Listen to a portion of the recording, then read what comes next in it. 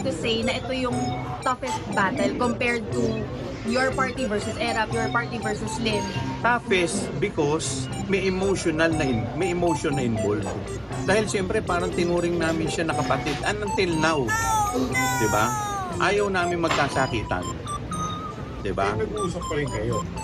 Ni Yorme. Hindi na, nung huling usapan nga namin, yung kaninang binanggit ko, kaya lang ang problema, after that, kung ano-ano mga sinabi na nangyari na hindi naman totoo. Sir, your appeal to Yorme? Yeah. Reconsider. Well, to reconsider, di ba? Dahil sa totoo lang, until now, masakit sa amin to dahil parang kapatid namin siya eh. Magkakapatid kami, isipin mo, ilang pamilya ang nagkagulo-gulo dahil dito. Magkakapatid, mag-aasawa, magkakaibigan. Tapos ngayon, nakita mo sa council, nagkakagulo, nag-aaway-away, magkakaibigan. Diba? Hindi lang sa loob, pati sa labas, kung ano-ano ng mga ang pangit at nakakahiya. Ang daming tumatawag sa akin ng mga national figure. Kino-confirm kung totoo. Sa totoo lang, ang dami kong binitawang salita, hindi mag-aaway yan dahil magkapatid yan dalawa.